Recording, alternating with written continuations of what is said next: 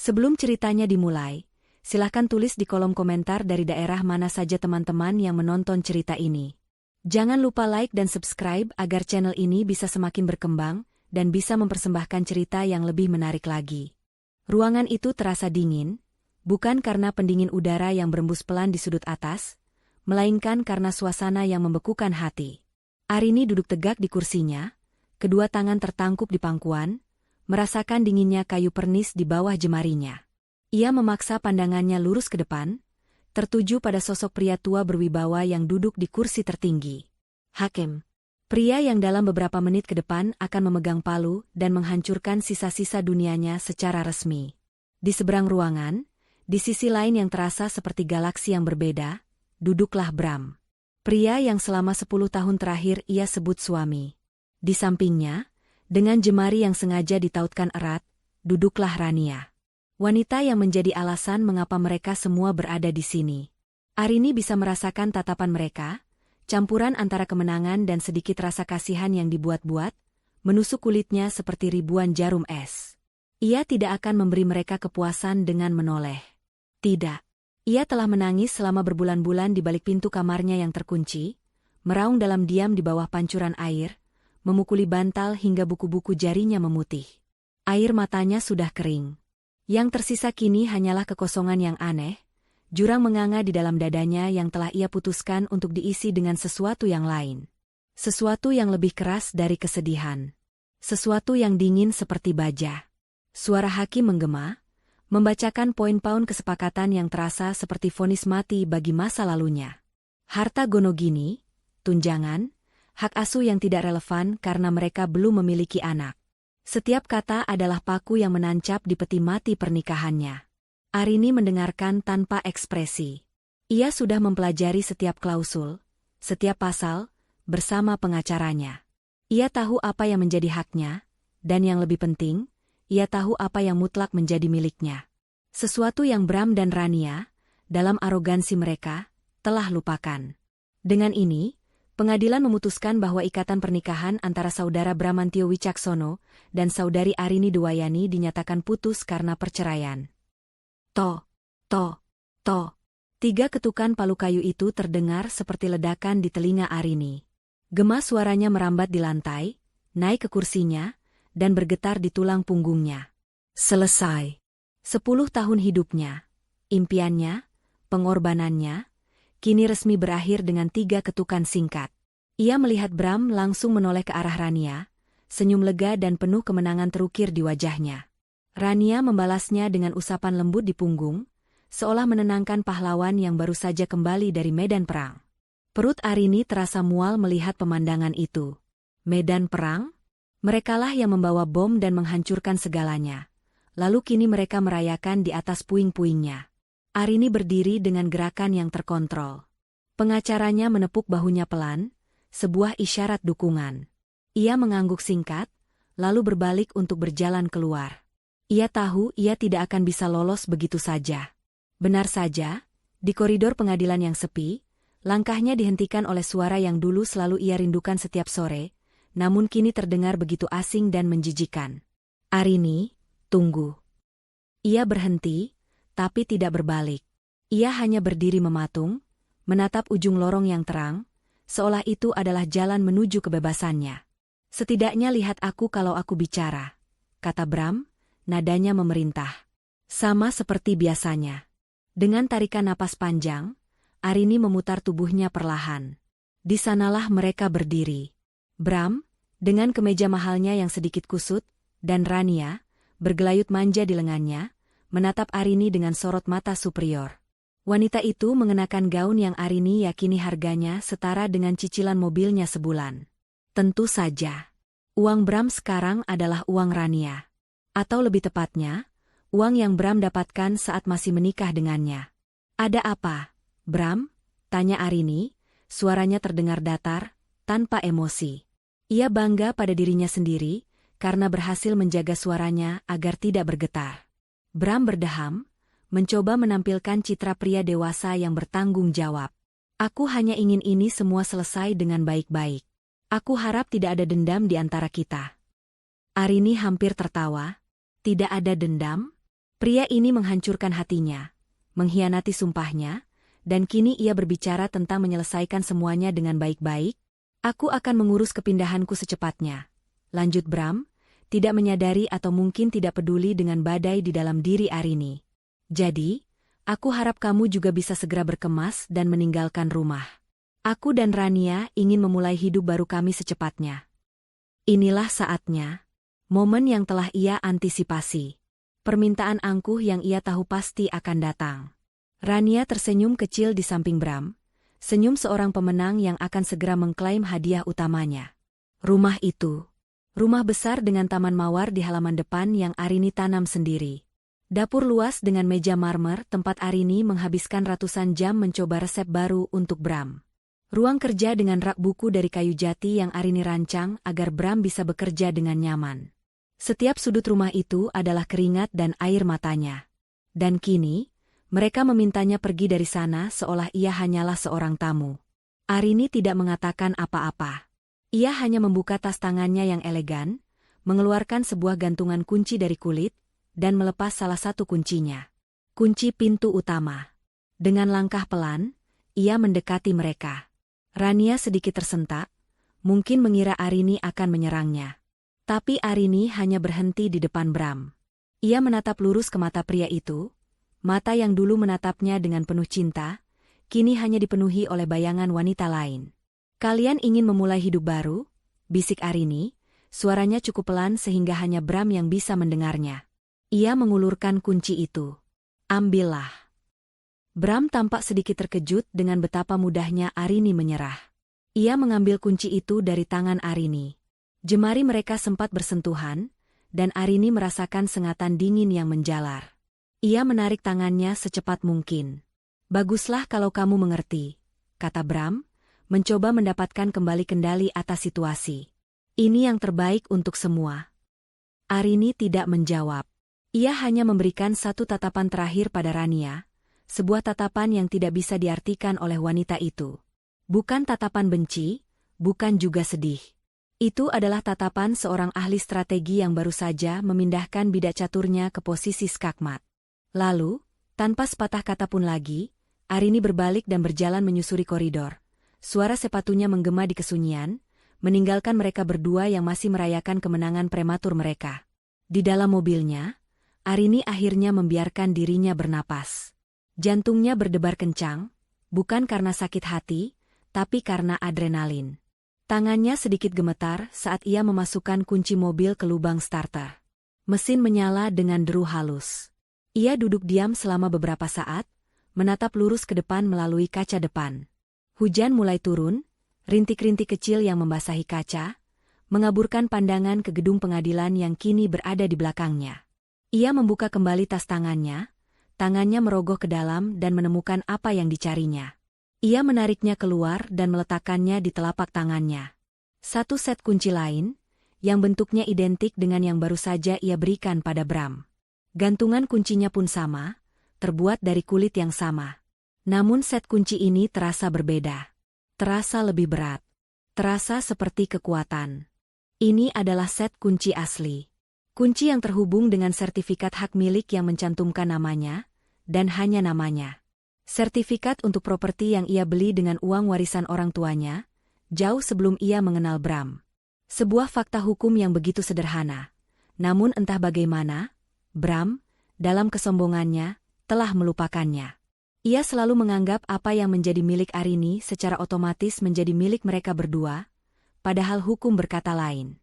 Sebuah senyum tipis, senyum pertama yang tulus dalam berbulan-bulan, mulai terkembang di bibir Arini. Ia menatap pantulan wajahnya di kaca spion. Matanya yang sembab kini memiliki kilau baru. Kilau yang tajam dan berbahaya. Hujan di luar semakin deras, seolah alam pun setuju untuk menghapus semua jejak masa lalunya. Bram dan Rania mungkin mengira mereka telah memenangkan istana. Mereka tidak tahu bahwa istana itu dibangun di atas pasir. Dan Arini, sang pemilik tunggal, baru saja menjual pasir itu kepada ombak pasang. Nikmatilah istana pasir kalian, bisiknya pada bayangannya sendiri di kaca spion. Suaranya terdengar asing, lebih kuat dan lebih dingin dari sebelumnya. Badai akan segera datang. Arini memasukkan kunci itu kembali ke dalam tasnya, memasang sabuk pengamannya, dan menginjak pedal gas.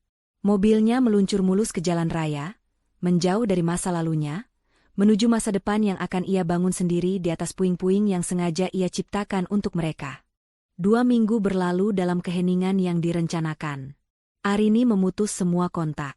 Ia mengganti nomor teleponnya, menonaktifkan sementara akun media sosialnya, dan mengisolasi diri di sebuah apartemen sewaan yang nyaman di pusat kota.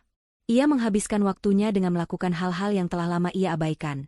Membaca novel tebal tanpa gangguan, mencoba resep kue hanya untuk dirinya sendiri, dan yang terpenting, merencanakan langkah selanjutnya dengan cermat. Ia adalah seorang arsitek, bukan hanya dalam profesi, tetapi juga dalam hidup. Jika fondasi lamanya dihancurkan, maka ia akan merancang yang baru, yang lebih kuat, dan dibangun di atas tanah yang kokoh miliknya sendiri. Keheningan itu pecah pada suatu pagi yang cerah. Sebuah notifikasi muncul di laptopnya dari akun media sosial baru yang ia buat dengan nama samaran, sebuah akun hantu yang hanya ia gunakan untuk satu tujuan, mengamati.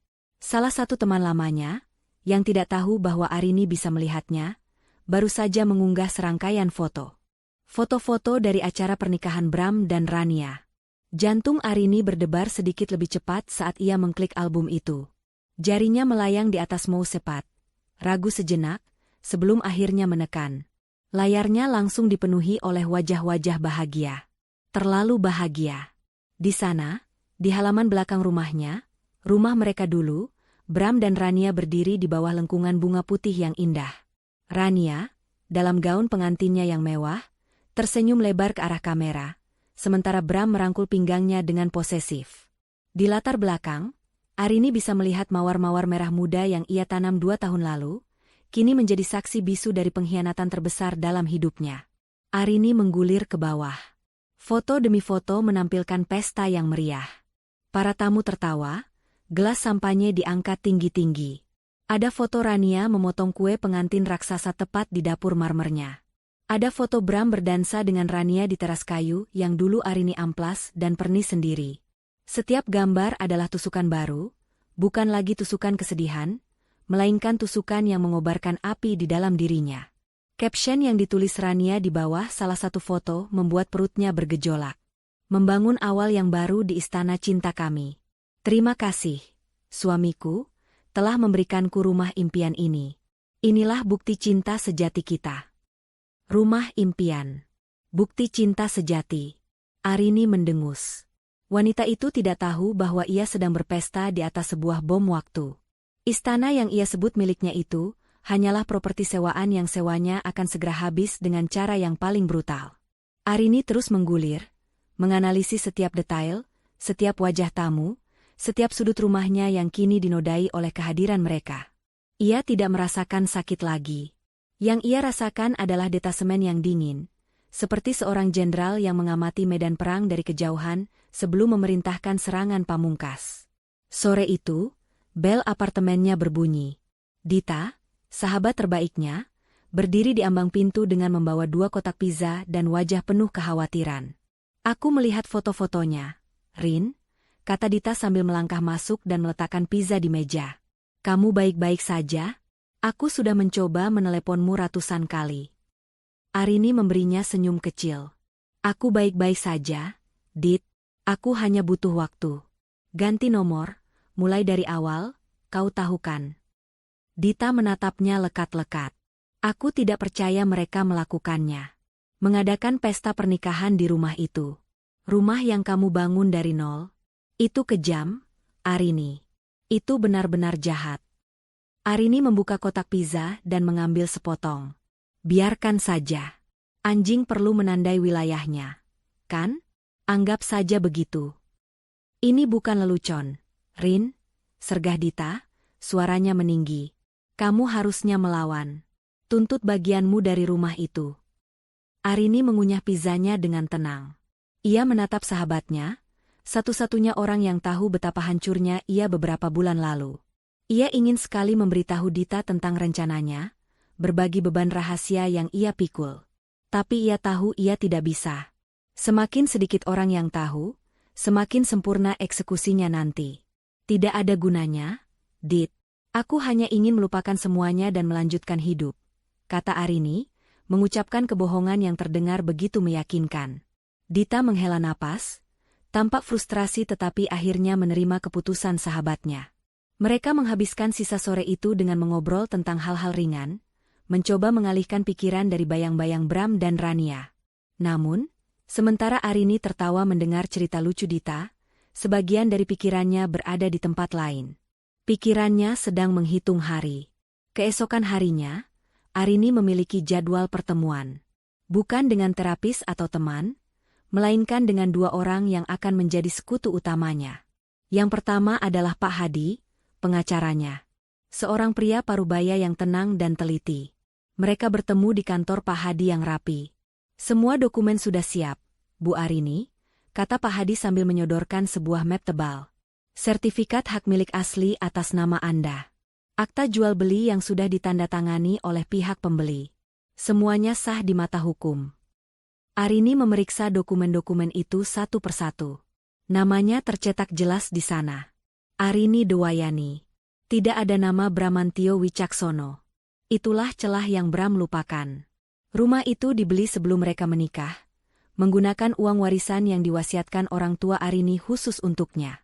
Bram hanya menumpang nama, menumpang hidup, dan sekarang, ia pikir ia bisa memilikinya. Pembelinya mengerti situasinya? Tanya Arini. Sangat mengerti, jawab Pak Hadi. Mereka adalah investor properti. Mereka membeli dengan harga sedikit di bawah pasar dengan syarat bisa segera mengambil alih kepemilikan.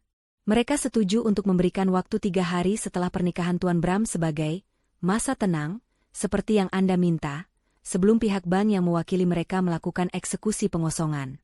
Mereka tidak peduli dengan drama yang mungkin terjadi, mereka hanya menginginkan asetnya sempurna. Arini tidak ingin ada keluarga dengan anak-anak yang terlibat dalam drama ini. Investor tanpa emosi adalah pilihan terbaik. Uang hasil penjualan sudah masuk rekening baru Anda pagi ini, tambah Pak Hadi. Arini mengangguk. Terima kasih, Pak Hadi, atas segalanya. Sama-sama, Bu. Terkadang, keadilan harus sedikit dibantu untuk menemukan jalannya, kata pengacara itu dengan senyum tipis yang penuh pengertian. Pertemuan kedua adalah dengan seorang agen properti di sebuah kafe. Arini tidak menjual, ia justru sedang membeli. Dengan sebagian kecil dari uang hasil penjualan rumah lamanya, ia membeli sebuah ruko di lokasi yang strategis. Tempat itu akan menjadi butik sekaligus studio arsitektur mininya. Impian yang selalu ia tunda karena Bram menganggapnya tidak praktis. Saat menandatangani surat-surat pembelian ruko itu, Arini merasakan gelombang kekuatan yang luar biasa. Ia tidak sedang menghancurkan, ia sedang membangun. Untuk setiap batu bata dari masa lalunya yang ia runtuhkan, ia meletakkan 2 batu bata baru untuk masa depannya. Tinta dari pulpen yang ia gunakan terasa lebih permanen, lebih berarti daripada tinta di surat nikahnya dulu. Malam itu, Arini kembali ke apartemennya. Ia membuka laptopnya lagi, sengaja mencari profil Rania. Wanita itu baru saja mengunggah foto baru. Foto selfie dirinya di depan cermin besar di kamar tidur utama mereka. Kamar tidur Arini. Di belakangnya, tampak pakaian-pakaian Bram yang tergantung rapi di lemari terbuka. Captionnya, hidup tenang bersama suamiku tercinta. Home sweet home. Arini menatap foto itu lama. Wajah Rania yang sombong, senyumnya yang penuh kemenangan. Ia tidak lagi merasakan amarah. Ia hanya merasakan semacam kepastian yang dingin. Ia memindahkan kursor mouse ke atas foto itu, seolah bisa menyentuhnya. Pesta yang meriah, bisiknya pada layar laptop yang dingin. Suaranya datar, tanpa getaran emosi. Semoga kalian suka kenangan terakhir di sana. Ia berhenti sejenak, lalu melanjutkan dengan bisikan yang lebih pelan, lebih personal. Karena hanya itu yang akan kalian punya. Dengan satu klik, Arini menutup laptopnya. Layar menjadi gelap, memantulkan bayangan wajahnya. Wajah seorang wanita yang telah berjalan melewati api dan keluar bukan sebagai abu, tetapi sebagai baja yang ditempa. Hitung mundur telah dimulai. 3 hari. Dalam 3 hari, pesta mereka akan benar-benar berakhir. Dan ia tidak sabar untuk mendengar musik penutupnya. Hari pertama di surga dimulai dengan sinar matahari yang menerobos masuk melalui jendela setinggi langit-langit, memandikan kamar tidur utama dalam cahaya keemasan. Rania menggeliat malas di atas spray sutra, merasakan kelembutan kain yang membelai kulitnya. Ia membuka matanya perlahan dan disambut oleh pemandangan yang membuatnya tersenyum. Di sampingnya, Bram masih tertidur pulas, napasnya teratur dan dalam. Di sekeliling mereka adalah kamar yang luas dan megah, bukti nyata dari kemenangannya. Ia telah berhasil. Ia bukan lagi simpanan yang harus bertemu diam-diam di hotel atau apartemen sempit. Ia adalah nyonya rumah. Sang ratu di istananya. Ia bangkit dari tempat tidur, sengaja tidak mengenakan jubah tidurnya, dan berjalan telanjang kaki di atas lantai parket yang hangat. Ia menuju jendela, menyingkap tirai lebih lebar, dan menatap ke bawah ke arah taman yang terawat sempurna. Mawar-mawar merah muda milik Arini seolah sedang mekar untuk menyambutnya. Rania tersenyum sinis. Nanti ia akan menyuruh tukang kebun untuk mencabut semua mawar itu dan menggantinya dengan lili putih, bunga favoritnya.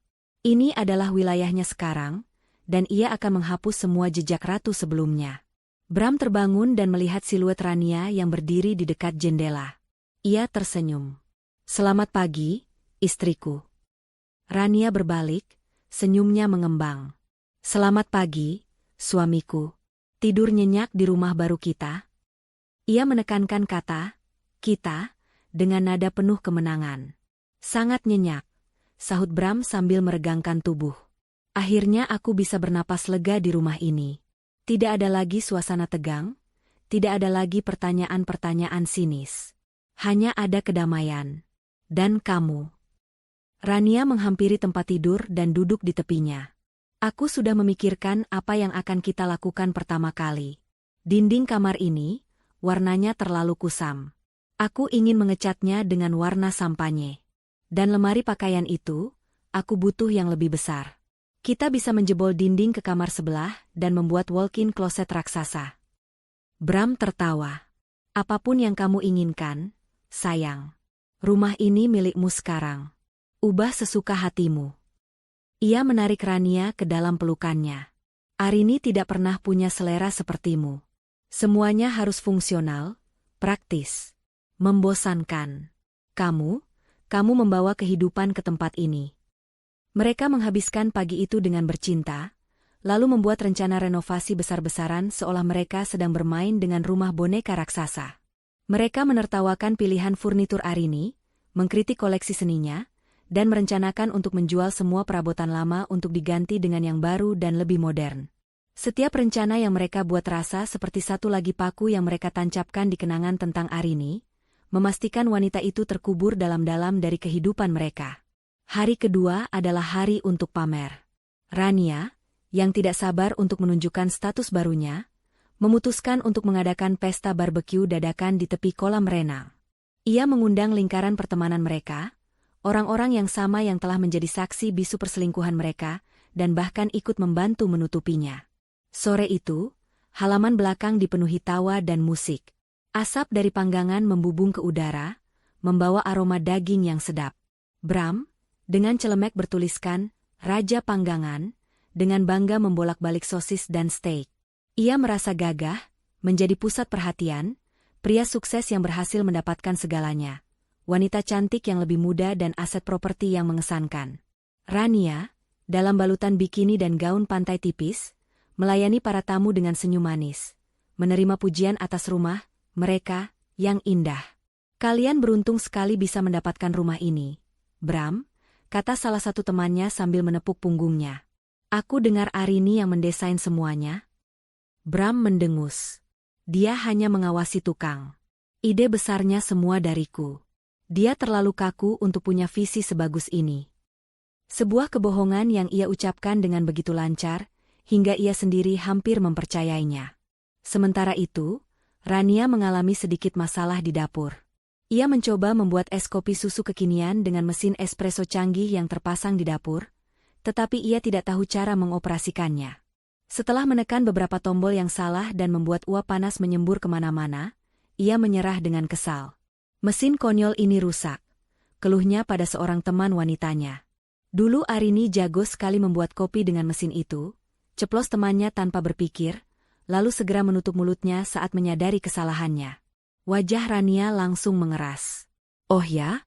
Mungkin karena dia tidak punya kegiatan lain selain mengurusi dapur. Sindirnya dengan tajam, menyembunyikan rasa malunya.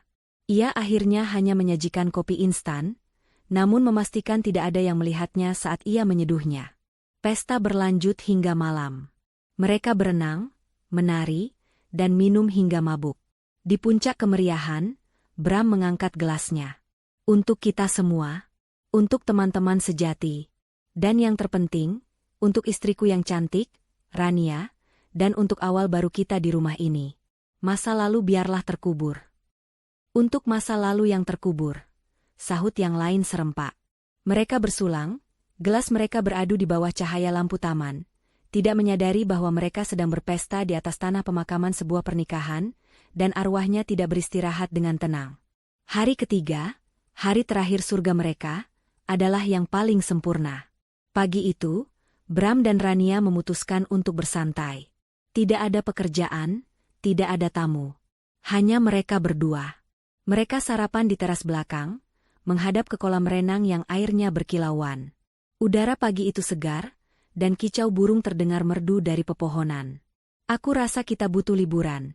Setelah semua drama ini, kata Rania sambil mengoleskan selai pada roti panggangnya. Bagaimana kalau Maladewa? Aku melihat ada resor dengan villa di atas air. Pasti romantis. Ide bagus, kata Bram sambil menyeruput kopinya. Kita bisa pergi bulan depan. Aku akan mengurus semuanya. Ia merasa begitu murah hati, begitu berkuasa.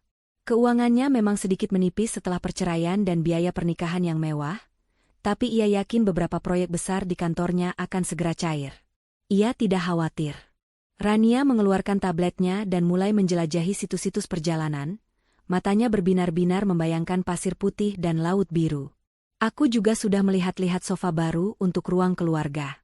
Ada desainer dari Italia, harganya memang lumayan, tapi akan sangat cocok dengan tema yang aku inginkan. Beli saja, kata Bram tanpa mengalihkan pandangan dari koran paginya. Anggap saja hadiah pernikahan dariku. Rania memekik senang dan langsung membuka aplikasi belanja online. Ia merasa seperti seorang putri yang semua keinginannya terpenuhi. Ia memiliki suami yang tampan dan kaya, rumah yang megah, dan kebebasan untuk melakukan apapun yang ia mau. Ia telah memenangkan lotre kehidupan. Mereka duduk di sana selama hampir 1 jam, merajut mimpi-mimpi masa depan mereka. Mereka berbicara tentang anak-anak yang mungkin akan mereka miliki, sekolah internasional terbaik tempat mereka akan menyekolahkan anak-anak itu, dan liburan ski di Eropa saat musim dingin. Mereka begitu tenggelam dalam ilusi kebahagiaan mereka, begitu yakin bahwa dunia berada dalam genggaman mereka. Fondasi hidup mereka terasa begitu kokoh, dibangun di atas cinta dan kemewahan. Tepat saat Rania hendak menunjukkan gambar sofa seharga ratusan juta kepada Bram, suara bel pintu yang tajam memecah keheningan pagi yang sempurna itu. Tring, tring. Bram mendesah kesal.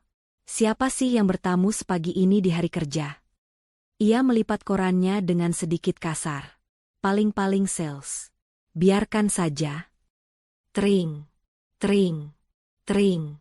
Bel itu berbunyi lagi, kali ini lebih lama dan lebih memaksa. Rania cemberut. Mengganggu sekali. Suruh saja pergi, sayang. Aku sedang tidak ingin diganggu. Sabar, kata Bram sambil bangkit dari kursinya. Biar aku yang urus. Ia berjalan melewati ruang keluarga yang luas, melintasi lobi dengan lantai marmer yang berkilauan, menuju pintu utama yang terbuat dari kayu jati solid.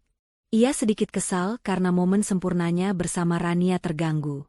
Ia sudah menyiapkan kalimat kasar di ujung lidahnya, untuk mengusir siapapun yang berani mengusik ketenangannya. Saat ia membuka pintu, kalimat itu tersangkut di tenggorokannya. Di depannya tidak berdiri seorang sales yang membawa brosur. Di sana berdiri 3 orang pria berpenampilan serius. 2 dari mereka berbadan tegap dan mengenakan seragam safari berwarna biru tua, mirip seragam petugas keamanan. Yang satu lagi, pria di tengah, mengenakan kemeja batik rapi dan membawa map kulit di tangannya. Wajahnya tenang, profesional, dan tidak bersahabat. Selamat pagi, sapa pria berbaju batik itu dengan nada datar. Bisa bicara dengan penghuni rumah ini? Bram mengerutkan kening, egonya langsung mengambil alih. Saya pemiliknya. Ada apa? Pria itu menatap Bram dari atas ke bawah, seolah menilai. Nama saya Budi, dari Bank Abadi Jaya. Kami di sini untuk menjalankan surat perintah pengosongan aset. Bram tertegun sejenak, lalu tertawa. Sebuah tawa yang dipaksakan dan penuh cemooh. Anda pasti salah alamat. Saya tidak punya urusan apapun dengan bank Anda. Mungkin rumah yang Anda cari ada di seberang jalan. Ia bersiap untuk menutup pintu. Tetapi pria bernama Budi itu tidak bergeming. Ia hanya mengangkat map di tangannya. Alamatnya sudah benar, Pak. Jalan Anggrek nomor 17. Atas nama pemilik baru, Bapak Hartono Santoso, yang diwakili oleh kami, Bank Abadi Jaya, sebagai kreditur. Asap kebingungan dan kekesalan mulai mengepul di kepala Bram. Ia tidak mengenal nama itu. Hartono Santoso? Bank Abadi Jaya? Ini pasti sebuah lelucon konyol. Dengar, Pak, kata Bram, nadanya mulai tidak sabar. Saya tidak tahu permainan apa yang sedang Anda mainkan, tapi ini rumah saya. Saya baru saja menikah dan menempati rumah ini. Jadi, silakan Anda pergi sebelum saya panggil polisi. Budi tetap tenang. Ekspresinya tidak berubah sedikit pun. Ia membuka map kulitnya dan mengeluarkan selembar dokumen. Mungkin ini bisa membantu menjelaskan, katanya sambil menyodorkan kertas itu ke arah Bram. Bram menyambarnya dengan kasar. Matanya menyapu tulisan di bagian atas. Akta jual beli. Di bawahnya, tertera detail properti yang sangat ia kenal. Jalan Anggrek nomor 17. Luas tanah dan bangunan yang ia hafal di luar kepala. Namun, saat matanya sampai pada kolom nama penjual dan pembeli, dunianya seolah berhenti berputar. Penjual, Arini Dewayani. Pembeli, Hartono Santoso. Jantungnya seolah jatuh ke perut. Tanggal transaksi, 3 minggu yang lalu.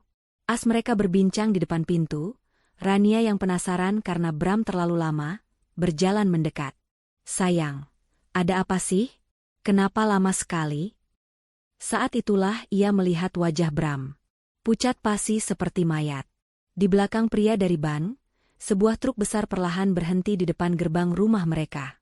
Beberapa orang pekerja turun dari belakang truk, siap untuk bekerja.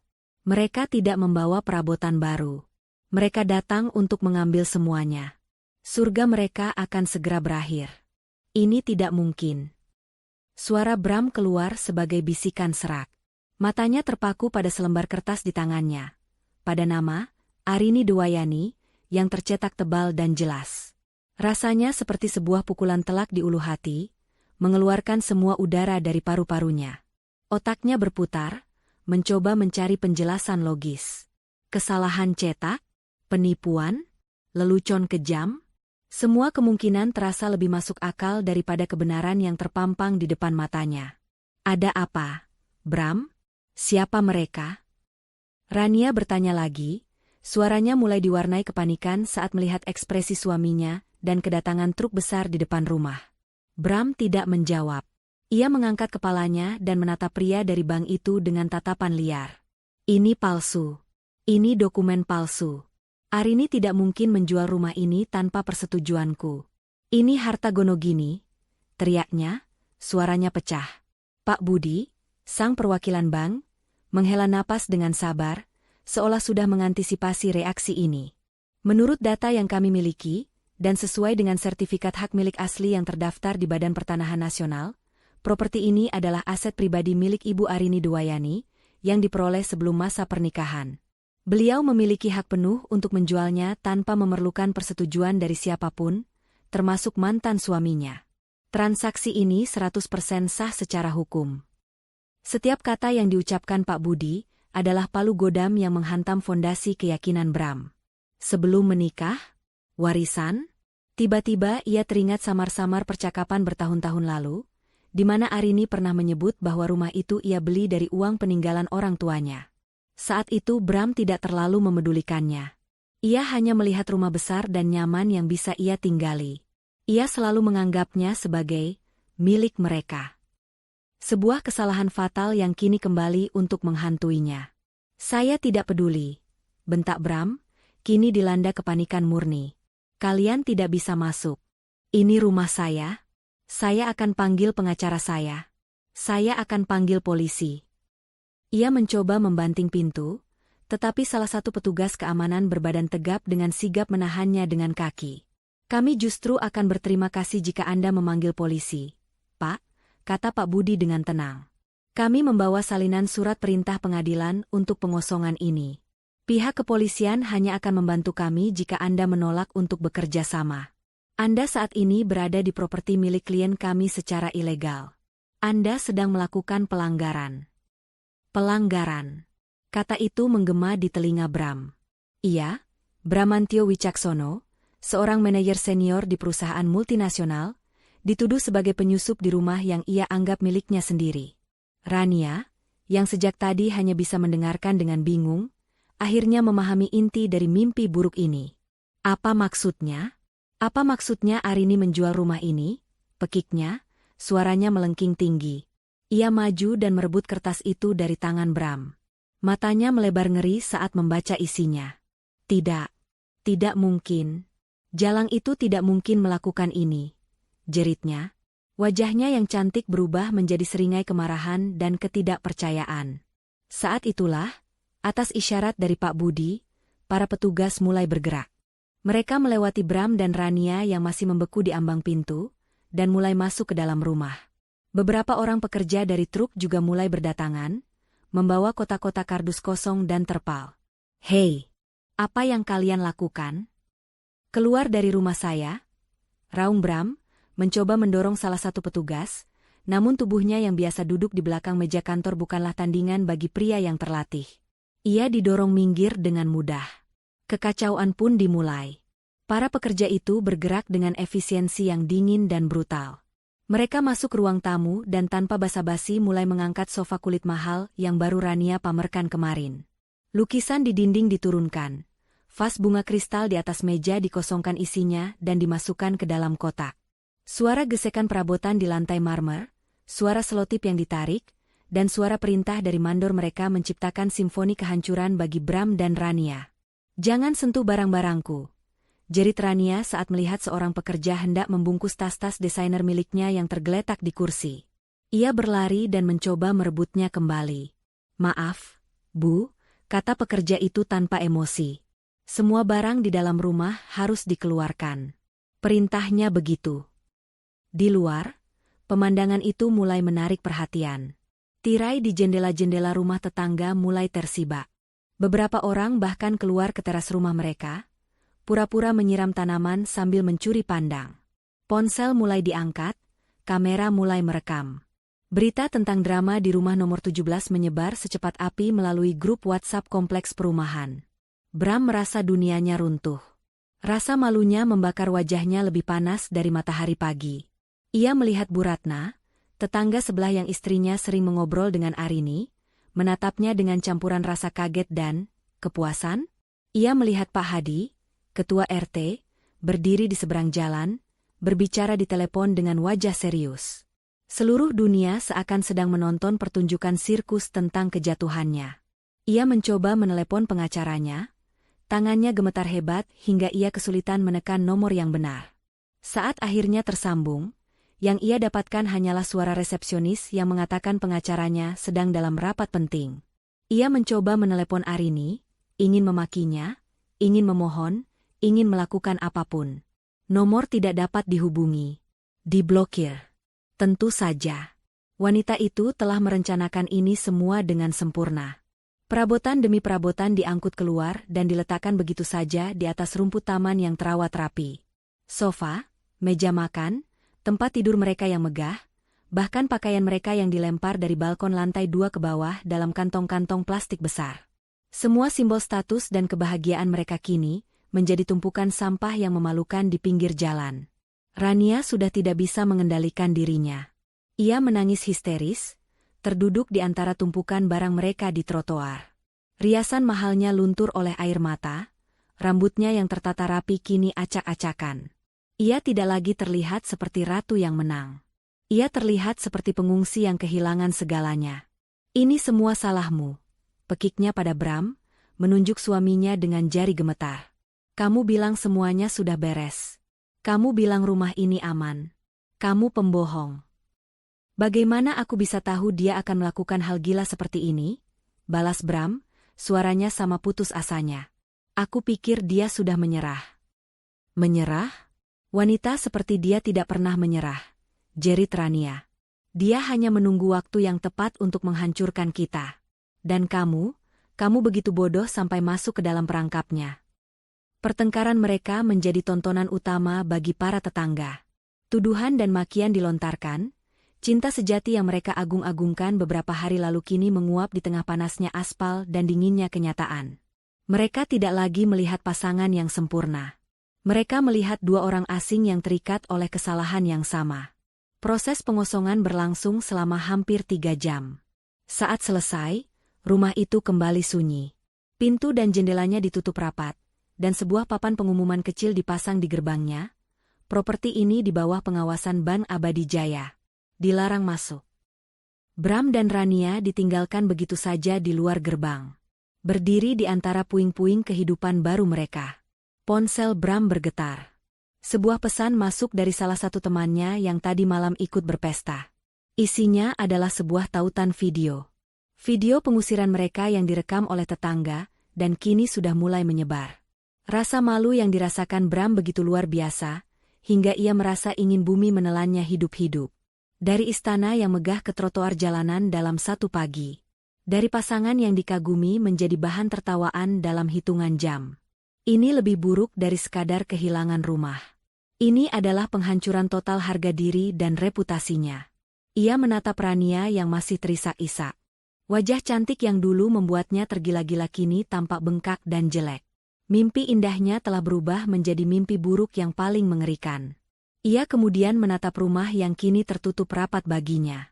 Di balik dinding itu, ia bisa merasakan seringai kemenangan Arini, meskipun wanita itu tidak ada di sana. Arini tidak hanya menceraikannya. Arini tidak hanya mengambil kembali hartanya. Arini telah memastikan bahwa Bram dan wanita pilihannya tidak akan pernah bisa menikmati hasil pengkhianatan mereka. Ia telah membakar istana mereka hingga rata dengan tanah, dan meninggalkan mereka tanpa apa-apa selain abu dan rasa malu. Matahari yang tadinya terasa hangat dan bersahabat kini terasa seperti musuh. Sinarnya yang terik memanggang aspal, menciptakan uap panas yang naik dan membuat udara terasa menyesakan. Pertunjukan telah usai. Para tetangga yang tadinya menonton dengan penuh minat kini telah kembali ke dalam rumah mereka yang sejuk, mungkin sedang asyik membahas tragedi keluarga Wicaksono di meja makan mereka. Truk pengangkut barang bekas yang dipanggil Bram akhirnya datang. Sebuah kendaraan tua yang berkarat di sana-sini, sama sekali tidak sepadan dengan perabotan mewah yang akan diangkutnya. 2 orang pria kurus dengan kaos kotor turun dari truk. Salah satunya, yang lebih tua, menghampiri Bram dengan tatapan menilai. Jadi, ini semua yang mau dijual, Pak? Tanyanya sambil mengunyah permen karet, matanya memindai tumpukan barang yang menggunung itu. Bram menelan ludah, rasa malunya terasa seperti empedu di tenggorokan. Iya, semuanya. Pria itu berjalan mengelilingi tumpukan itu, menendang kaki sofa dengan ujung sepatunya, mengetuk-ngetuk permukaan meja makan kayu solid dengan buku jarinya. Barangnya bagus-bagus, gumamnya, lebih pada dirinya sendiri. Lalu ia kembali menatap Bram. Saya ambil semua 15 juta. Apa? Pekik Bram, matanya melotot tidak percaya. 15 juta? Sofa ini saja harganya 80 juta. Dan tempat tidur itu, meja makan, semuanya furnitur impor. Totalnya hampir 500 miliar. Pria itu tertawa kecil, sebuah tawa yang meremehkan. Itu kan harga barunya di toko, Pak. Pakai AC, pelayannya ramah. Ini di pinggir jalan, kena debu, kena panas. Saya juga harus bayar orang dan bensin untuk angkut ini semua. 15 juta, ambil atau tinggalkan. Saya masih banyak kerjaan lain. Bram ingin sekali berteriak, meninju wajah angkuh pria itu. Tapi ia tidak punya pilihan. Malam akan segera tiba. Mereka tidak mungkin tidur di jalanan bersama tumpukan perabotan ini. Uang di dompetnya dan Rania jika digabungkan tidak akan cukup untuk menyewa hotel yang layak bahkan untuk 1 malam. Dengan hati yang hancur dan harga diri yang terkoyak, Bram mengangguk lemah. Baiklah. Ambil. Rania, yang sejak tadi hanya diam dengan tatapan kosong, menjerit saat mendengar keputusan itu. Tidak, Bram. Jangan. Itu barang-barang kita. Lalu kita harus bagaimana, Rania? Balas Bram, amarah dan keputusasaannya akhirnya meledak. Kita mau tidur di mana malam ini? Di atas sofa ini? Kita butuh uang. Kita tidak punya apa-apa lagi. Mengerti? Rania terdiam, terguncang oleh bentakan Bram. Ia menatap suaminya seolah baru pertama kali melihatnya. Pria gagah dan kaya yang ia nikahi telah lenyap, digantikan oleh sosok pria kalah yang putus asa. Proses pengangkutan barang terasa seperti prosesi pemakaman. Bram dan Rania hanya bisa menonton dalam diam saat harta benda mereka, simbol kehidupan mewah yang mereka impikan, diangkat dan dilempar begitu saja ke atas bak truk yang kotor. Setelah semua barang terangkut, pria itu menyerahkan segepok uang tunai lusuh ke tangan Bram, lalu pergi begitu saja, meninggalkan debu dan kekosongan.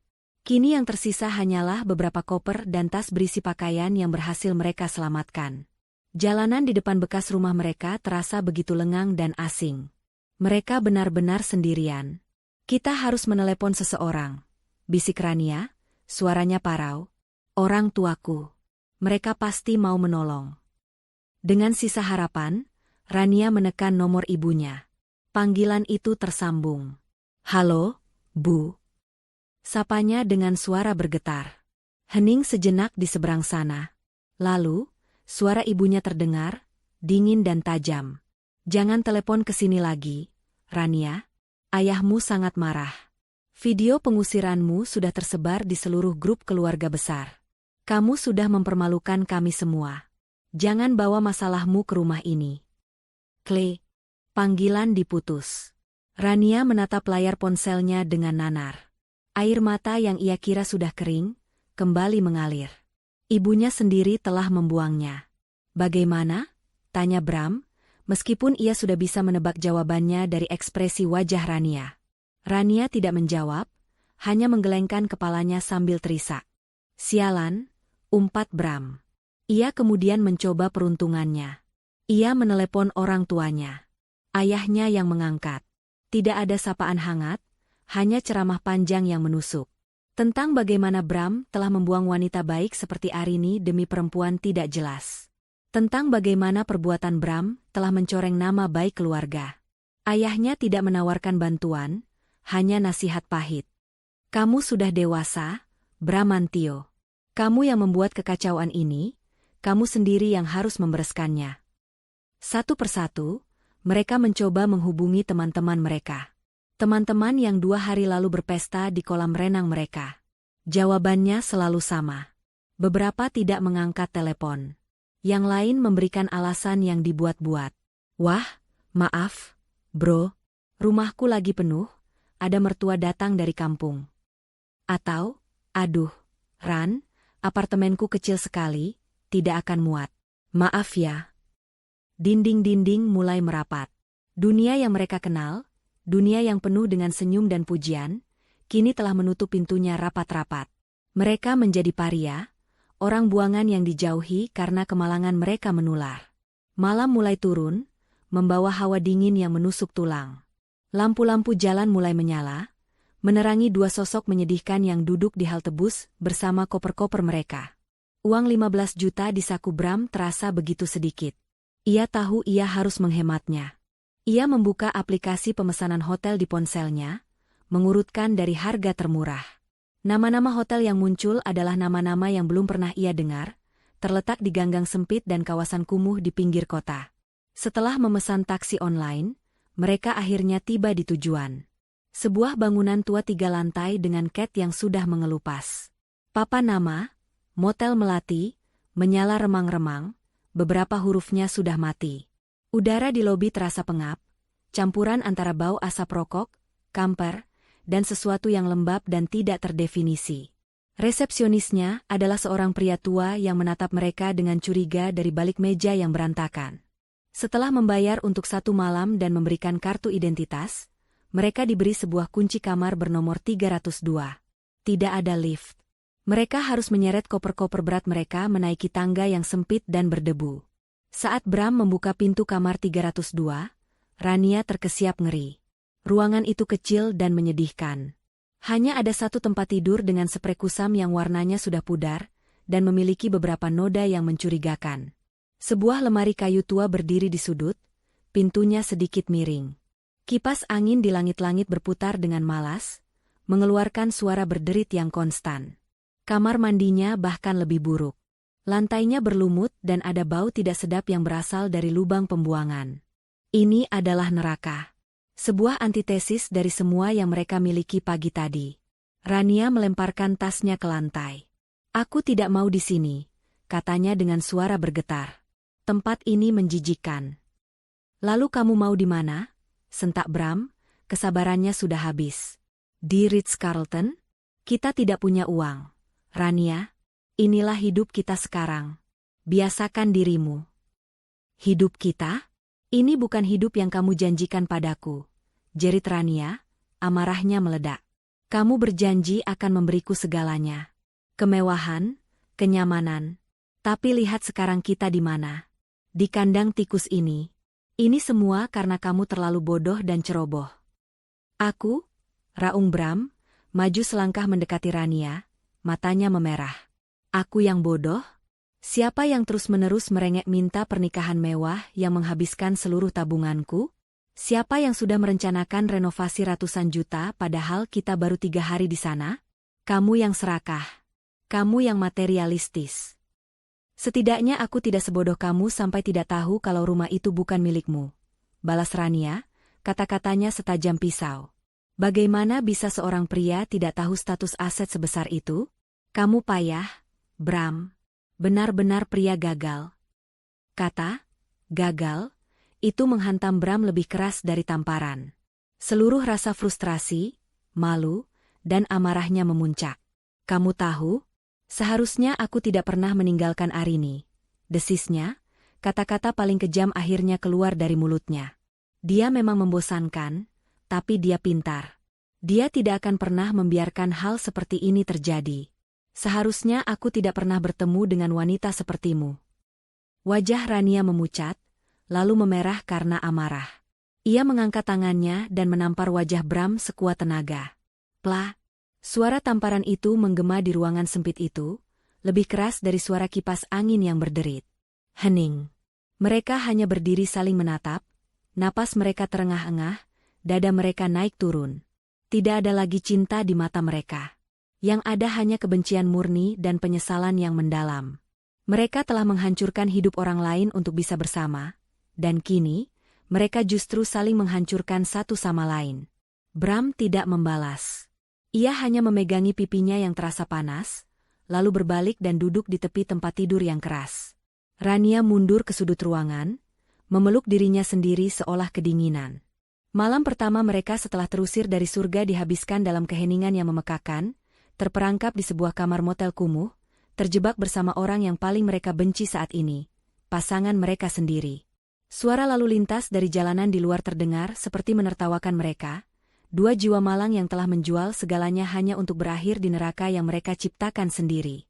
Jauh dari bau apak dan keputusasaan motel melati, pagi di apartemen Arini dimulai dengan aroma kopi Arabica segar yang baru digiling. Sinar matahari pagi yang lembut menyaring masuk melalui jendela kaca yang besar, menerangi ruangan yang tertata rapi dengan gaya minimalis yang hangat. Tanaman hijau di setiap sudut memberikan sentuhan kehidupan, dan rak-rak buku yang penuh menunjukkan pikiran yang aktif. Tidak ada kemewahan yang berlebihan, tetapi setiap barang dipilih dengan cermat, menciptakan suasana damai dan tentram. Ini adalah tempat perlindungan yang ia bangun untuk dirinya sendiri. Arini duduk di balkon kecilnya, mengenakan pakaian yoga yang nyaman. Di hadapannya, di atas sebuah meja kecil, ada secangkir kopi hitam panas dan sebuah tablet. Ia baru saja menyelesaikan sesi meditasinya. Selama beberapa bulan terakhir, ia telah belajar untuk menemukan ketenangan di dalam dirinya sendiri, bukan dari validasi orang lain atau dari harta benda. Ia menyeruput kopinya perlahan, matanya menatap hamparan gedung-gedung kota yang mulai terbangun. Untuk pertama kalinya dalam waktu yang sangat lama, ia merasa utuh. Sebuah notifikasi pesan masuk berbunyi pelan dari tabletnya. Dari Dita. Isinya singkat, "Pagi, Ratu. Sarapanmu sudah datang. Awas kopimu tumpah." Di bawahnya, tersemat sebuah tautan video. Arini tersenyum kecil. Ia sudah menduganya. Dengan jari yang mantap, ia mengetuk tautan itu. Layar tabletnya langsung menampilkan pemandangan yang sangat ia kenal. Halaman depan rumah lamanya. Video itu direkam dari seberang jalan, sedikit bergoyang, khas rekaman ponsel amatir. Namun, gambarnya cukup jelas untuk menangkap semua drama yang terjadi. Ia melihat Bram yang panik, wajahnya pucat pasi. Ia melihat Rania yang histeris, berteriak-teriak seperti orang gila. Ia melihat perabotan mereka, bekas perabotannya, diangkut keluar satu persatu dan dilempar ke pinggir jalan seperti sampah. Ia mendengar makian dan tuduhan yang mereka lontarkan satu sama lain, suara mereka yang melengking terdengar jelas meskipun dari kejauhan. Puncak video itu adalah saat Rania terduduk menangis di trotoar, sebuah pemandangan yang begitu kontras dengan senyum kemenangannya di foto pernikahan. Arini menonton video berdurasi 5 menit itu sampai selesai. Ia tidak tertawa. Ia tidak bersorak. Reaksinya jauh lebih tenang dan lebih dalam dari itu. Setelah video berakhir, ia meletakkan tabletnya. Ia mengangkat cangkir kopinya dengan kedua tangan, merasakan kehangatannya merambat ke jemarinya. Ia menyesapnya sekali lagi, lalu menghela napas panjang dan dalam.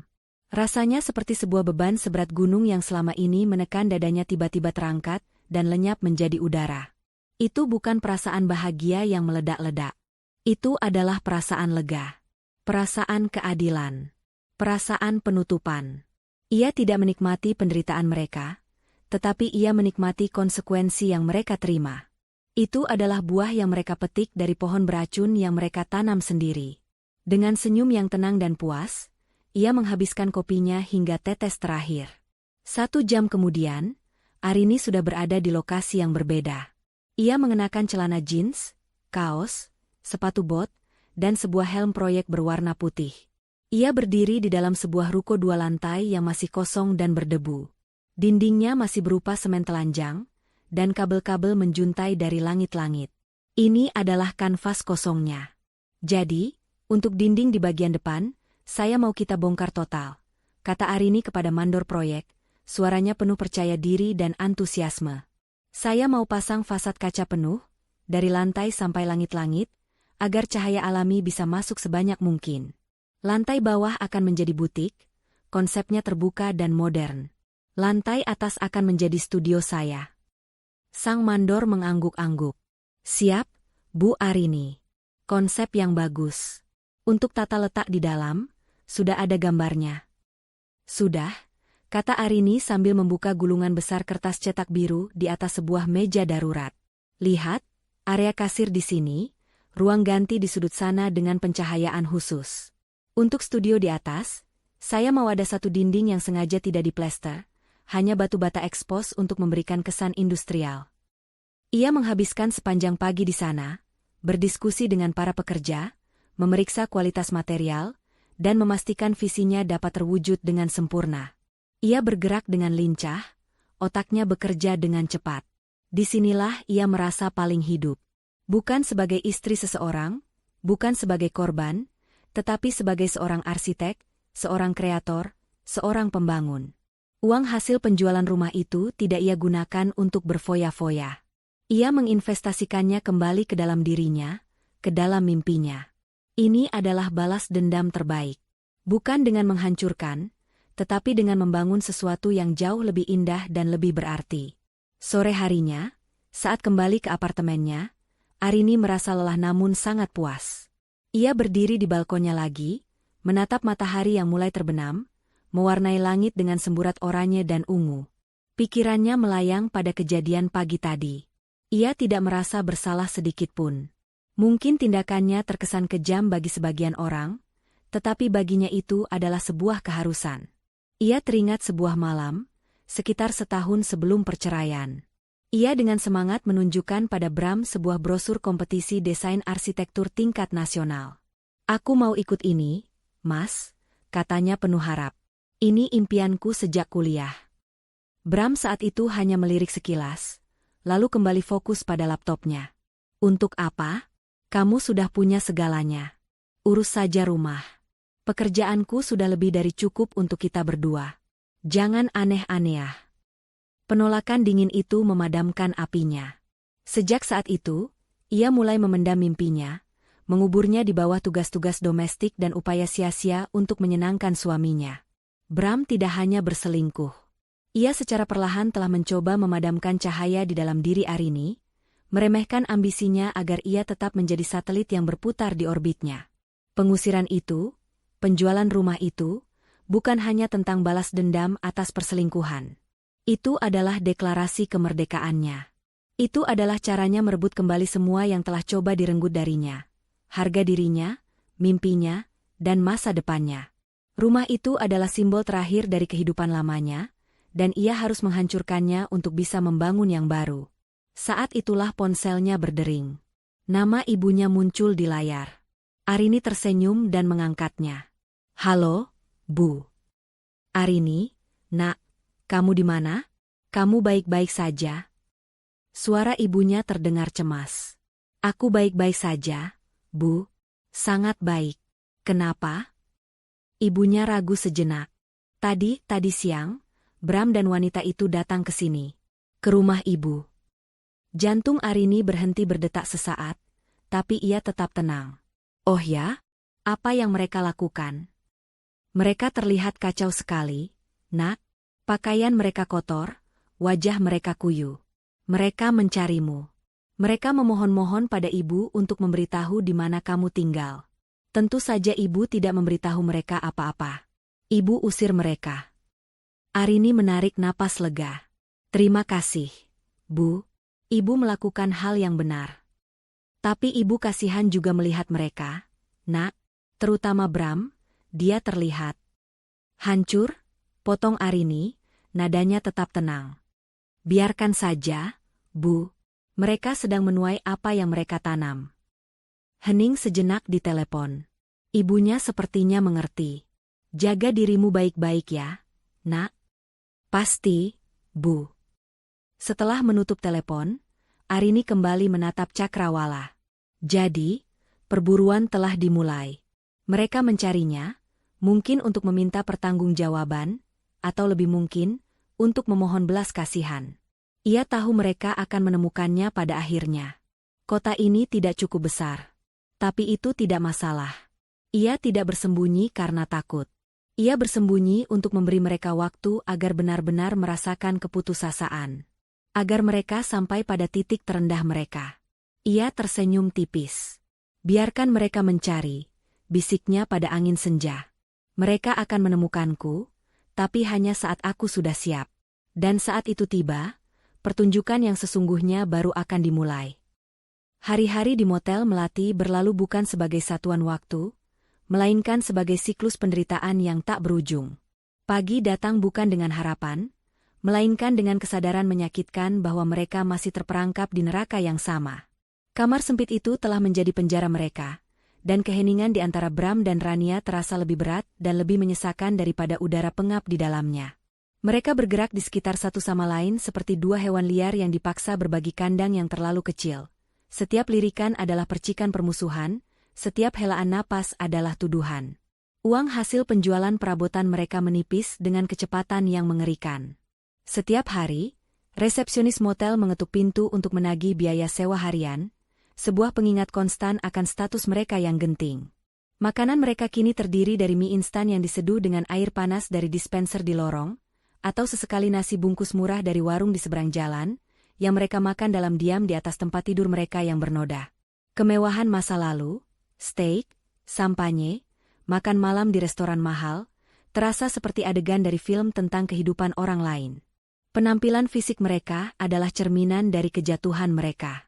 Kemeja-kemeja mahal Bram kini kusut dan kotor, karena tidak pernah disetrika. Gaun-gaun indah Rania, yang dulu ia kenakan untuk memikat Bram, kini teronggok lemas di dalam koper, tidak cocok untuk kehidupan mereka yang sekarang. Rania, yang dulu tidak akan pernah keluar rumah tanpa riasan sempurna, kini tidak peduli lagi. Lingkaran hitam di bawah matanya semakin pekat, Rambutnya yang dulu berkilau kini lepek dan kusam, dan kulitnya yang terawat kehilangan cahayanya. Mereka tidak lagi tampak seperti pasangan kaya dan sukses. Mereka tampak seperti orang-orang yang kalah, ditandai oleh stempel kegagalan yang tak terlihat namun dirasakan oleh semua orang. Setelah seminggu hidup dalam limbo yang menyiksa, Bram tahu ia harus melakukan sesuatu. Mereka tidak bisa selamanya hidup seperti ini. Hanya ada satu jalan keluar, satu nama yang terus berputar di kepalanya seperti mantra terkutuk, Arini. Kita harus menemukannya, kata Bram pada suatu pagi, memecah keheningan yang sudah berlangsung berjam-jam. Rania, yang sedang menatap langit-langit kamar yang retak, menoleh dengan tatapan kosong. Untuk apa? Memohon padanya? Dia tidak akan menolong kita, Bram. Dia membenci kita. Dia satu-satunya harapan kita. Bentak Bram, rasa putus asa membuatnya frustrasi. Setidaknya kita harus mencoba. Apa kamu lebih suka membusuk di tempat ini? Perburuan mereka pun dimulai. Sebuah perjalanan putus asa menyusuri jejak dingin yang ditinggalkan Arini. Tujuan pertama Bram adalah kantor lama Arini, sebuah firma arsitektur ternama di pusat kota. Dengan mengenakan kemejanya yang paling rapi, meskipun tetap terlihat lusuh, ia melangkah masuk ke lobi yang familiar. Resepsionis yang dulu selalu menyapanya dengan ramah kini, menatapnya dengan ekspresi dingin yang aneh. Saya ingin bertemu dengan Arini Dwayani, kata Bram, mencoba terdengar biasa saja. Resepsionis itu mengangkat alis. Ibu Arini sudah mengundurkan diri sebulan yang lalu, Pak. Jantung Bram mencelos. Mengundurkan diri? Apa Anda tahu kemana dia pindah? Atau di mana alamat barunya? Maaf, Pak. Kami tidak berhak memberikan informasi pribadi mantan karyawan. Saat Bram hendak memprotes, salah satu kolega lama Arini, seorang pria bernama Rian, kebetulan lewat. Rian melihat Bram dan ekspresinya langsung berubah menjadi cemoohan yang nyaris tidak disembunyikan. Oh, lihat siapa yang datang. Tuan Wicaksono, kata Rian sinis. Ada apa? Mau mengundang kami ke pesta lagi di rumah curian? Beberapa karyawan lain yang mendengar itu tertawa kecil. Wajah Bram memerah karena malu dan marah. Itu bukan urusanmu. Aku hanya perlu bicara dengan Arini. Dia tidak ada di sini. Dan kalaupun aku tahu di mana dia, aku tidak akan pernah memberitahumu. Desis Rian, lalu berjalan pergi, meninggalkan Bram yang berdiri membeku di tengah lobi, menjadi tontonan bisu bagi semua orang. Ia keluar dari gedung itu dengan perasaan terhina yang luar biasa. Arini tidak hanya memutusnya dari kehidupannya, tetapi juga telah meracuni reputasinya di kalangan orang-orang yang dulu menghormatinya. Sementara itu, Rania mencoba jalur yang berbeda. Ia menghubungi Dita, sahabat Arini. Setelah beberapa kali panggilannya ditolak, Dita akhirnya mengirim pesan singkat, temui aku di kafe Taman Kota. Jam 3. Datang sendiri. Dengan sedikit harapan, Rania pergi ke pertemuan itu. Dita sudah duduk di sana, menunggunya dengan segelas es teh di depannya. Wajahnya keras seperti batu. Aku tahu kenapa kamu mencariku, kata Dita tanpa basa-basi. Dan jawabannya tidak. Dita, tolong, mohon Rania, menyingkirkan harga dirinya. Aku hanya ingin tahu di mana dia. Aku perlu bicara dengannya, menjelaskan semuanya. Dita tertawa, tawa yang kering dan tanpa humor. Menjelaskan? Menjelaskan apa? Rania? Bagaimana kamu tidur dengan suami sahabatmu sendiri? Bagaimana kamu menikmati rumah yang dia bangun dengan keringatnya? Tidak ada yang perlu dijelaskan. Yang ada hanyalah konsekuensi. Kamu tidak mengerti. Kami menderita. Kami kehilangan segalanya. Isak Rania. Bagus, kata Dita dengan dingin. Itu namanya keadilan. Arini juga menderita, tapi dia sendirian. Setidaknya kalian bisa saling menemani dalam penderitaan kalian. Sekarang, kalau tidak ada lagi, aku permisi. Melihat wajahmu membuatku mual. Dita berdiri, meletakkan beberapa lembar uang di meja, dan pergi tanpa menoleh ke belakang. Setiap pintu yang mereka ketuk tertutup di depan wajah mereka. Setiap orang yang mereka hubungi seolah telah membangun benteng untuk melindungi Arini dari mereka. Mereka benar-benar terisolasi, terperangkap dalam gelembung kesengsaraan mereka sendiri. Uang mereka akhirnya benar-benar habis. Pada hari ke-15, mereka diusir dari Motel Melati karena tidak bisa membayar sewa. Kini, mereka benar-benar menjadi gelandangan. Siang hari mereka habiskan dengan berkeliaran tanpa tujuan di pusat perbelanjaan, menikmati pendingin udara gratis dan mencoba terlihat normal. Malam hari adalah yang terburuk. Mereka tidur di mana saja mereka bisa menemukan tempat. Kursi di taman kota, emperan toko yang sudah tutup, atau stasiun kereta yang buka 24 jam. Rasa lapar menjadi teman akrab mereka. Kebanggaan mereka telah terkikis habis, digantikan oleh kebutuhan primitif untuk bertahan hidup. Suatu malam, Bram melakukan hal yang tidak pernah ia bayangkan seumur hidupnya. Ia mengais-ngais tempat sampah di belakang sebuah restoran cepat saji, mencari sisa makanan yang masih layak makan. Rania hanya bisa melihat dari kejauhan, menangis dalam diam. Pria yang ia puja, yang ia rebut dari wanita lain, karena ia pikir pria itu adalah tiket menuju kehidupan yang lebih baik, kini adalah seorang pemulung. Di titik terendah mereka, saat duduk di sebuah bangku taman yang dingin di tengah malam, sebuah ide tiba-tiba muncul di benak Bram. Sebuah ingatan samar dari masa lalu. Butik, gumamnya. Rania menatapnya, tidak mengerti. Apa? Arini. Dia selalu bermimpi ingin punya butik. Sebuah toko yang menjual barang-barang desain, sekaligus menjadi studio arsitekturnya, kata Bram, matanya tiba-tiba berbinar dengan secercah harapan. Dia pernah bilang, kalau dia punya uang, itu hal pertama yang akan dia lakukan. Itu adalah sebuah kemungkinan yang sangat kecil, sebuah tembakan di dalam kegelapan. Tapi itu adalah satu-satunya petunjuk yang mereka miliki. Keesokan harinya, dengan sisa tenaga yang mereka punya, mereka memulai pencarian terakhir mereka. Mereka tidak lagi mencari Arini di rumah teman atau kantor lama. Mereka mencarinya di distrik-distrik komersial, di area ruko-ruko baru, mencari tanda-tanda adanya bisnis baru yang sesuai dengan deskripsi itu. Mereka berjalan kaki berkilo-kilometer, bertanya pada setiap agen properti dan penjaga keamanan yang mereka temui. Sebagian besar hanya menggelengkan kepala. Namun, keberuntungan akhirnya berpihak pada mereka. Seorang pemasok bahan bangunan yang kebetulan pernah bekerja di proyek rumah Arini, yang Bram temui di sebuah depo material, mengenali fotonya. "Oh, Ibu Arini," kata pria itu. "Saya ingat. Arsitek yang hebat. Saya dengar dia sedang membangun sesuatu di kawasan bisnis baru di Jalan Sudirman. Katanya mau buka toko desain atau semacamnya. Proyeknya cukup besar, setahu saya." Jantung Bram dan Rania berdebar kencang. Mereka mendapatkan sebuah alamat, sebuah tujuan. Dengan menggunakan sisa uang terakhir yang mereka miliki dari hasil mengamen seadanya, mereka naik angkutan kota menuju Jalan Sudirman, menuju harapan terakhir mereka untuk keselamatan, atau mungkin, menuju konfrontasi terakhir mereka dengan sang arsitek dari kehancuran mereka. Kawasan bisnis di Jalan Sudirman terasa seperti dunia lain. Gedung-gedung pencakar langit berkilauan di bawah matahari sore, mobil-mobil mewah meluncur mulus di jalanan yang lebar, dan orang-orang berjalan dengan langkah cepat dan tujuan yang jelas. Di tengah kemewahan dan kesibukan itu, Bram dan Rania tampak sangat tidak pada tempatnya. Pakaian mereka yang kotor dan kusut, wajah mereka yang lelah dan putus asa, serta aura kekalahan yang mengelilingi mereka membuat mereka menjadi anomali yang mencolok. Orang-orang yang berpapasan dengan mereka secara naluriah menjaga jarak. Mereka berjalan menyusuri deretan ruko-ruko baru yang modern, jantung mereka berdebar-debar karena campuran antara harapan dan ketakutan. Dan kemudian, mereka melihatnya.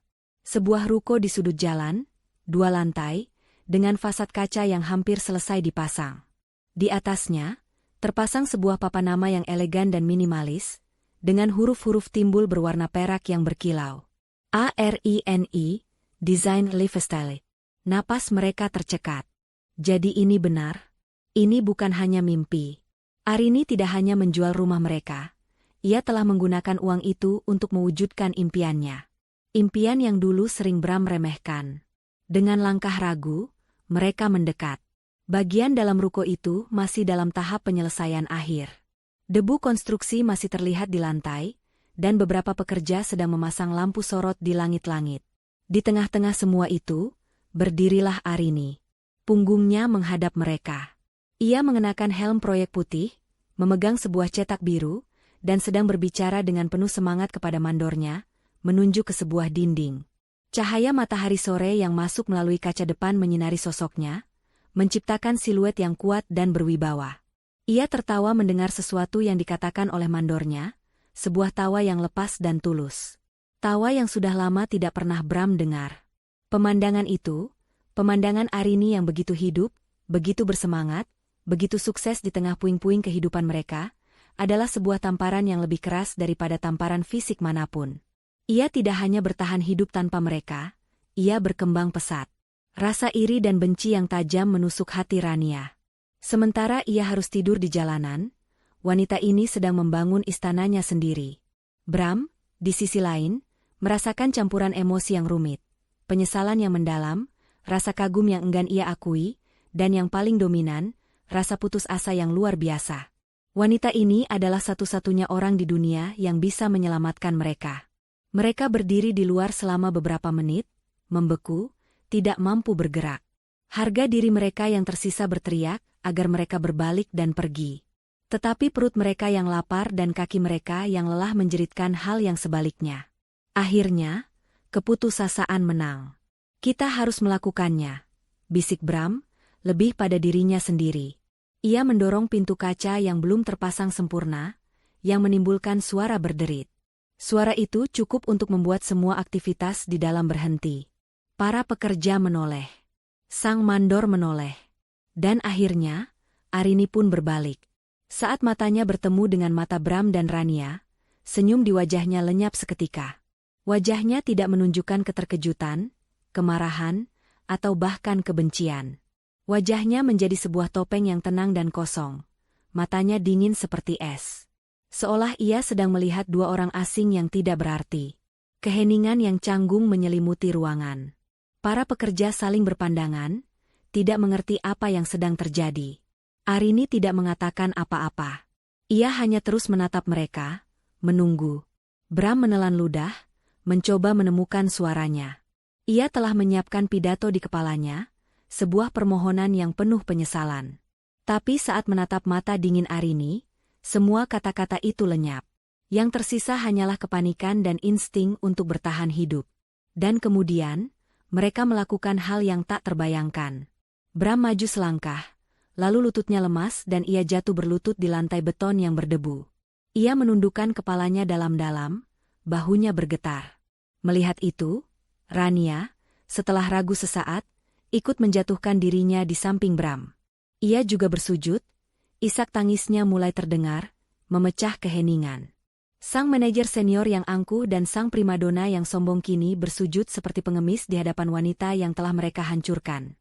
Para pekerja di sekitar mereka ternganga, benar-benar syok melihat pemandangan yang surreal itu. Arini, tolong, maafkan aku. Suara Bram keluar sebagai gumaman yang teredam oleh isak tangis. Aku salah, Rin. Aku benar-benar salah. Aku dibutakan. Aku bodoh. Aku menyesal, demi Tuhan aku menyesal.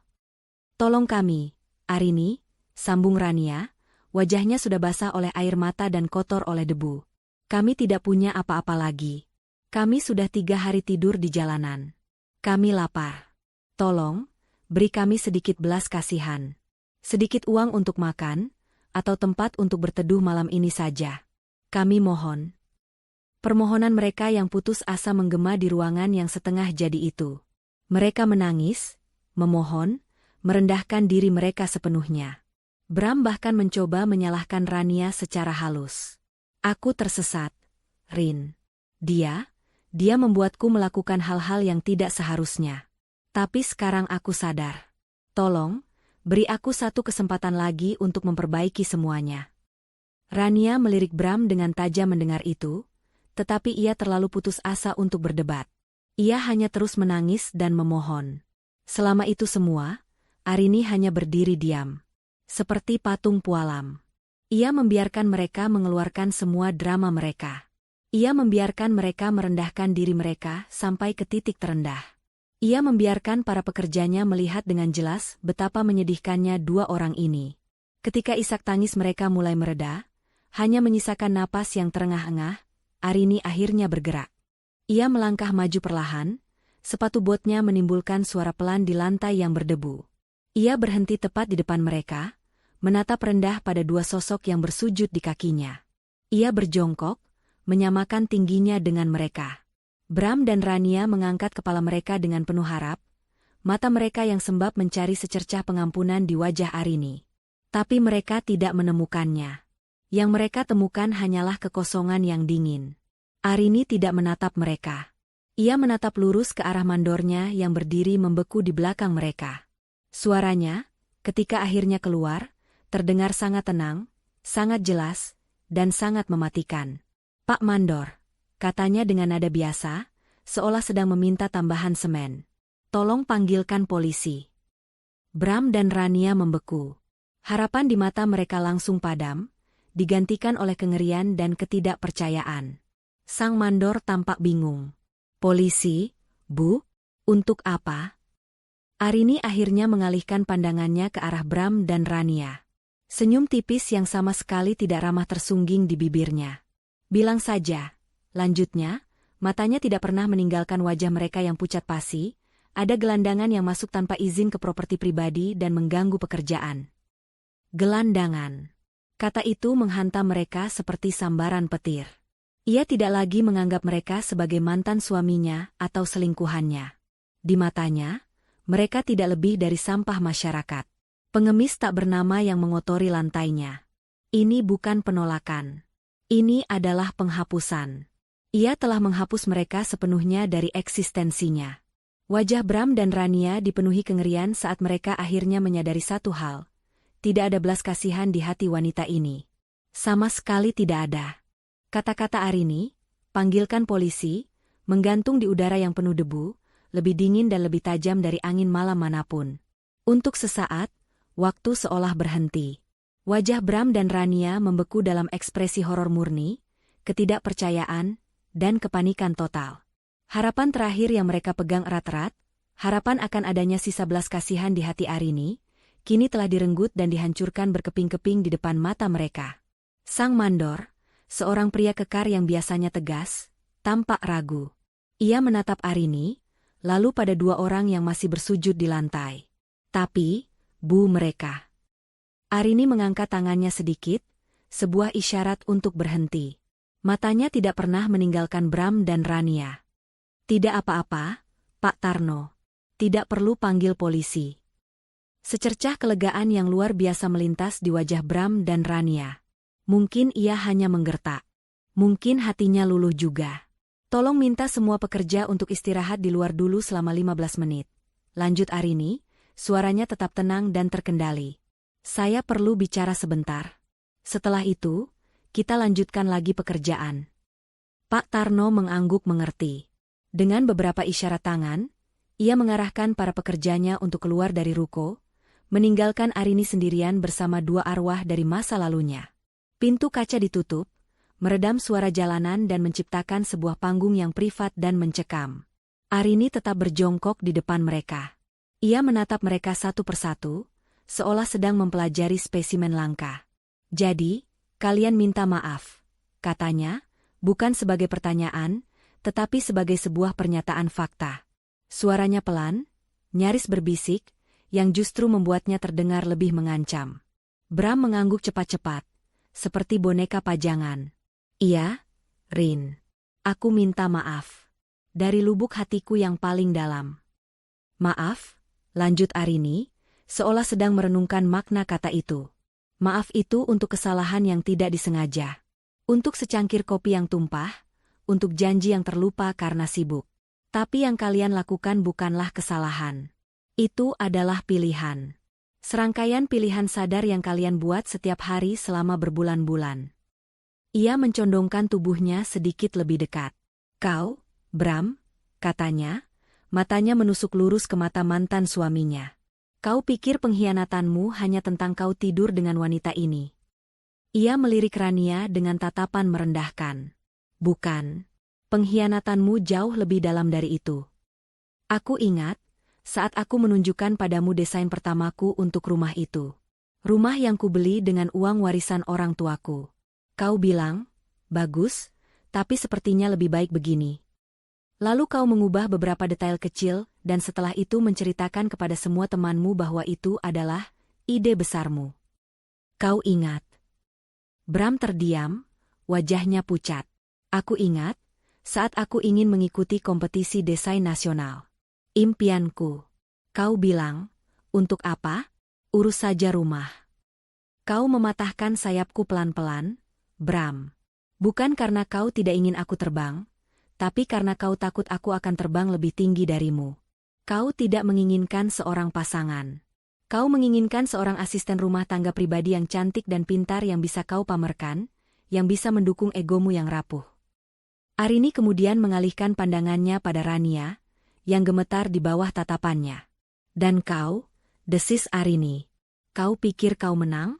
Kau pikir kau berhasil merebut seorang raja dari ratunya? Buka matamu, Rania. Kau tidak merebut apa-apa.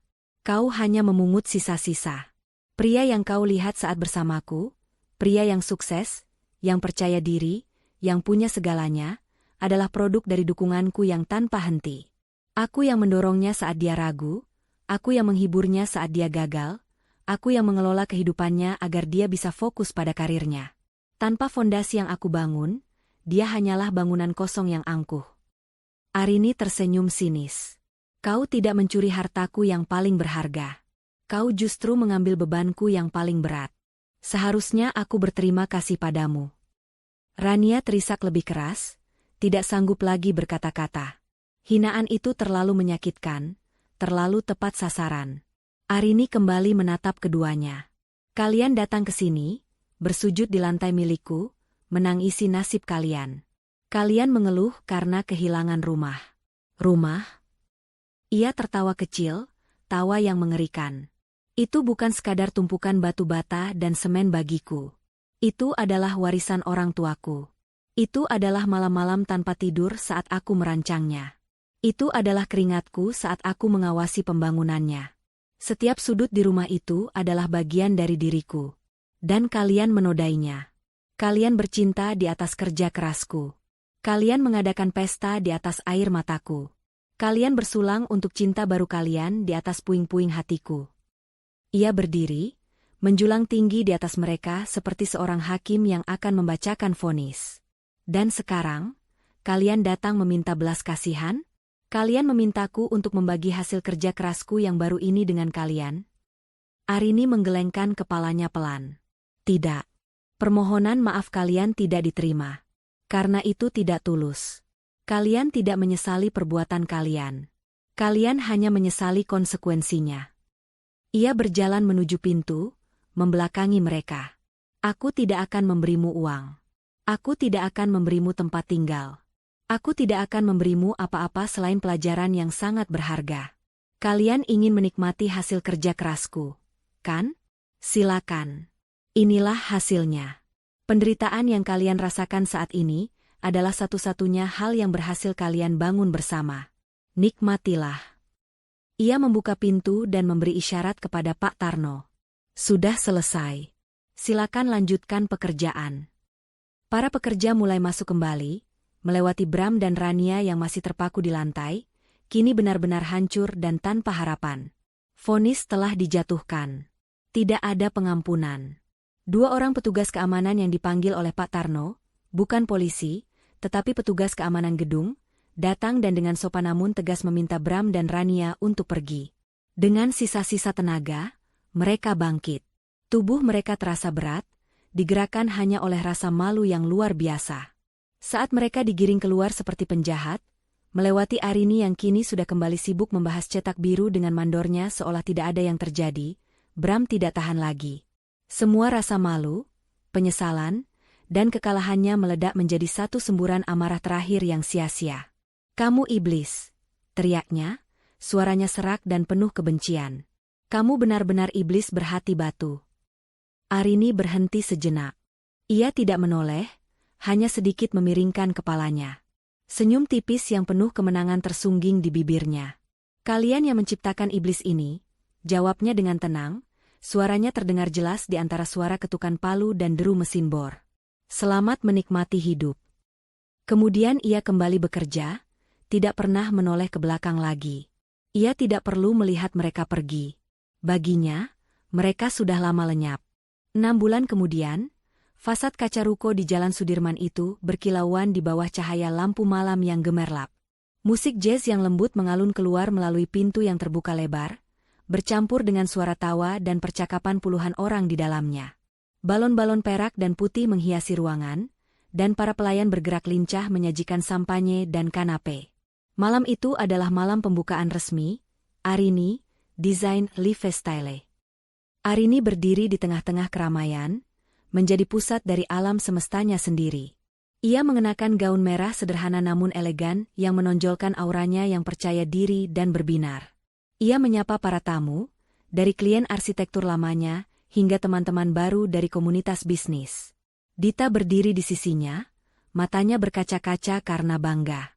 "Kamu berhasil, Rin," bisik Dita sambil memeluknya. "Kamu benar-benar berhasil." Arini tersenyum, senyum yang tulus dan hangat. "Kita berhasil," koreksinya. Malam itu, ia memberikan pidato singkat. Ia tidak menyebut-nyebut masa lalunya, tidak ada kata-kata tentang balas dendam atau pengkhianatan. Ia berbicara tentang kekuatan untuk membangun kembali. "Terkadang," katanya, suaranya menggema melalui pengeras suara, "kita harus menghancurkan fondasi lama yang rapuh untuk bisa membangun sesuatu yang baru, sesuatu yang lebih kuat, dan sesuatu yang benar-benar milik kita sendiri." Toko ini bukan hanya bisnis. Ini adalah bukti bahwa dari puing-puing sekalipun, kita selalu bisa membangun istana. Para tamu bertepuk tangan meriah. Kehidupan Arini telah menemukan ritmenya yang baru dan indah. Butiknya sukses, menawarkan produk-produk desain unik yang dikurasi sendiri. Proyek-proyek arsitekturnya kembali berdatangan. Tapi kemenangannya yang sesungguhnya bukanlah kesuksesan finansial. Kemenangannya adalah kedamaian yang ia rasakan setiap pagi saat bangun tidur di apartemennya yang tenang. Ia kembali menekuni hobinya melukis, memenuhi dinding apartemennya dengan kanvas-kanvas berwarna cerah. Ia melakukan perjalanan sendirian ke tempat-tempat yang selalu ingin ia kunjungi. Ia menemukan kembali dirinya sendiri, potongan-potongan jiwa yang pernah coba dihilangkan oleh Bram, dan menyatukannya kembali menjadi versi dirinya yang lebih utuh dan lebih kuat. Sementara itu, di bagian kota yang lain, di sebuah gang sempit dan becek, Karma bekerja dalam keheningan yang brutal. Bram dan Rania tinggal di sebuah kamar kontrakan petak berukuran 3 kali 4 meter. Dindingnya lembab dan catnya menggelembung. Hanya ada satu kasur tipis di lantai, sebuah lemari plastik kecil, dan sebuah kompor gas portabel. Bram telah kehilangan segalanya. Skandal video pengusirannya membuatnya menjadi racun di dunia korporat. Tidak ada perusahaan yang mau merekrut manajer yang memiliki citra publik seburuk itu. Setelah berbulan-bulan menganggur, ia terpaksa bekerja sebagai supir taksi online dengan mobil sewaan. Penghasilannya pas-pasan, cukup untuk membayar sewa kontrakan dan makan sehari-hari. Pria yang dulu angkuh dan selalu memegang kendali itu kini menghabiskan hari-harinya di jalanan.